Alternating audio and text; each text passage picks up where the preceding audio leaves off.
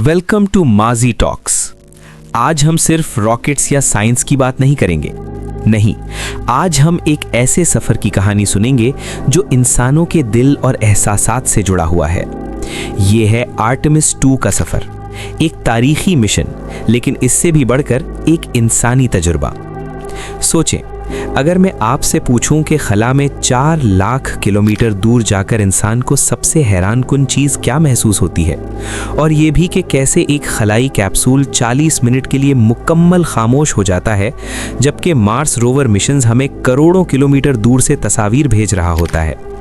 जवाबात सादा नहीं, बल्कि दिल को हिला देने वाले हैं।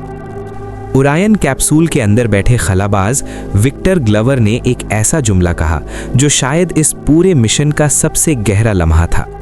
वो कहते हैं, आप इस छोटे से स्पेसशिप को देखते हैं, ये ज़मीन भी वैसा ही एक स्पेसशिप है और हम सब इसमें इकट्ठे सफ़र कर रहे हैं।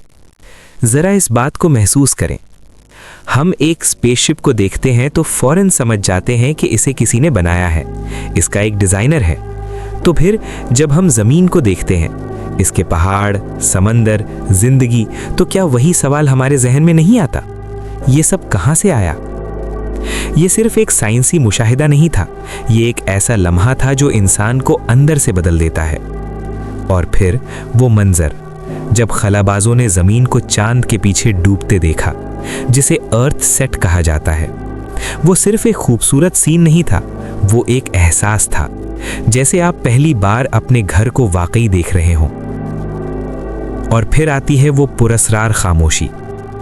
40 मिनट मुकम्मल खामोशी, न कोई सिग्नल, न कोई आवाज़। बज़ाहिर ये बात समझ से बाहर लगती है कि करीब मौजूद खलाई जहाज़ खामोश हो जाए और करोड़ों किलोमीटर दूर मशीन हमसे बात करती रहे। लेकिन असल वजह फासले में नहीं थी। जब ओरायन कैप्सूल चांद के दूसरी तरफ गया तो मून एक दीवार बन गया, एक ऐसी दीवार जिसने तमाम रेडियो सिग्नल्स रोक दिए। जबकि मरीख के साथ हमारी नज़र सीधी होती है, कोई रुकावट नहीं होती।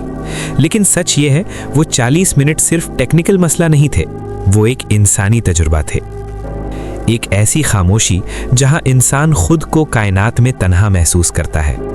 और फिर जब राब्ता वापस आया तो उनके पहले अल्फाज ही सब कुछ बता देते हैं, हम ज़मीन से कितने जुड़े हुए हैं।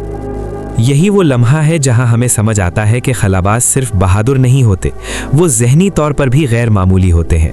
वो एक ख़ास सलाहियत इस्तेमाल करते हैं जिसे कंपार्टमेंटलाइजेशन कहते हैं, यानी अपने खौफ को अलग रखना और अपने काम पर मुकम्मल तवज्जो देना। लेकिन इस मिशन की असल खूबसूरती टेक्नोलॉजी में नहीं थी, वो थी इंसानियत में। कमांडर रीड वाइजमैन ने एक गड्ढे का नाम अपनी मरहूम बीवी के नाम पर रखा, और फिर एक नाकाबिले यकीन लम्हा आया जब वो ज़मीन से सबसे ज़्यादा दूर जाने वाले थे। उसी वक्त जिम लॉवेल की आवाज़ सुनाई दी, अपोलो 13 के उस हीरो का पैगाम। एक माजी की आवाज़ मुस्तकबिल के सफ़र को हौसला दे रही थी। सोचें, कैसा लम्हा होगा वो। और फिर सबसे बड़ा एहसास, खला से ज़मीन को देखकर उन्हें ये नहीं लगा कि वो ज़मीन से दूर हो गए हैं, बल्कि उन्हें पहली बार महसूस हुआ कि ज़मीन कितनी कीमती है। एक छोटा सा खूबसूरत जिंदा सैयारा जो एक सर्द तारीख खला में तन्हा तैर रहा है। यही हमारा घर है, और शायद यही वाहिद जगह है जहां जिंदगी है। और जब आप ये सब देखते हैं तो एक आम सी बारिश भी नेमत लगने लगती है, क्योंकि कहीं लोहा बरसता है, कहीं हीरे, और कहीं शीशे की बारिश होती है, वो भी साइड से। ये सब कुछ एक ही हकीकत की तरफ इशारा करता है। हम जितना दूर खला में जाते हैं, हम उतना ही अपने घर की कद्र सीखते हैं। आर्टेमिस 3, आर्टेमिस 4 और आर्टेमिस 5, ये सब सिर्फ आगाज़ हैं। आगे एक नई दुनिया है, चांद पर बेसेस, लेबोरेटरीज और एक नया मुस्तकबिल। लेकिन आखिर में सबसे बड़ा सबक यही है, कायनात को दरियाफ्त करना असल में खुद को दरियाफ्त करना है। और शायद यही इस सफ़र की सबसे बड़ी हकीकत है। वस्सलाम, मिलते हैं अगली कहानी में।